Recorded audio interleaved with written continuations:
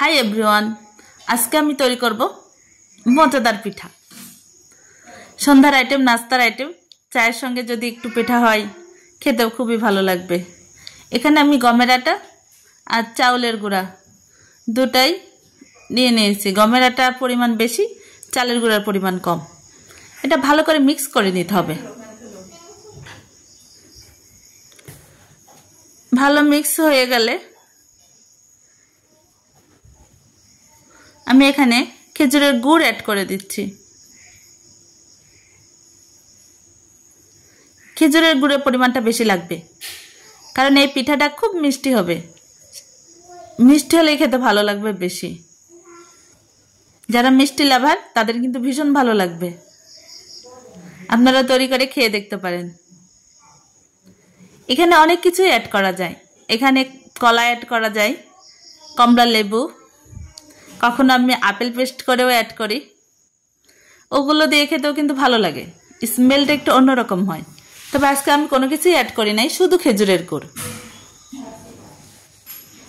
এই দেখুন, আমি হাত দিয়ে কিছুটা মেখে নিয়েছি, মাখানো কমপ্লিট।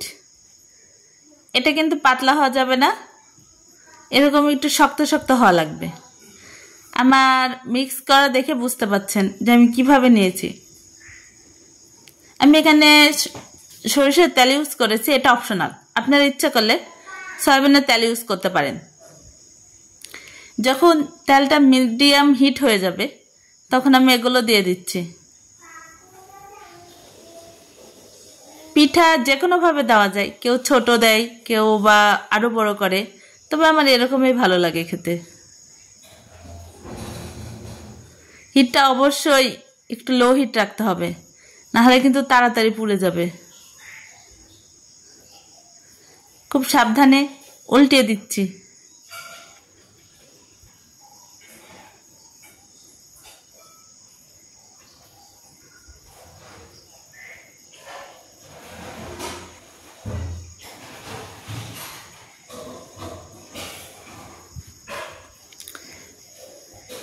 এই পিঠাগুলো খেতে বেশি ভালো লাগে শীত সময়।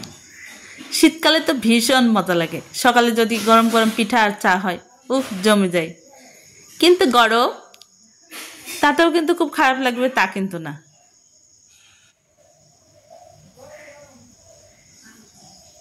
পিঠার সঙ্গে চা খুব কিন্তু মজা লাগবে।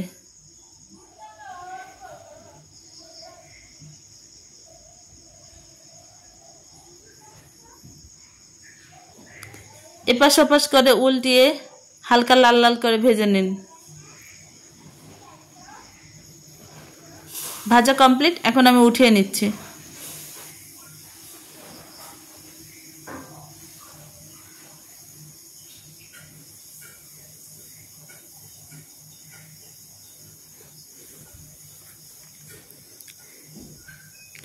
আবারও দিয়ে দিচ্ছি বাকিটুকু।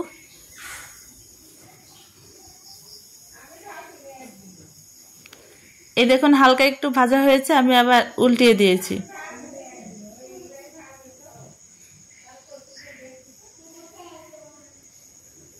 বারবার উল্টে পাল্টে ভাজতে হবে এবং হিটটা হতে হবে লো, কারণ খুব দ্রুত ভাজা হলে ভিতরে কাঁচা থাকতে পারে। যত আপনি হালকা আছে পিঠা ভাজবেন ততই খেতে মচমচে হবে। আমি আবার উঠিয়ে নিচ্ছি।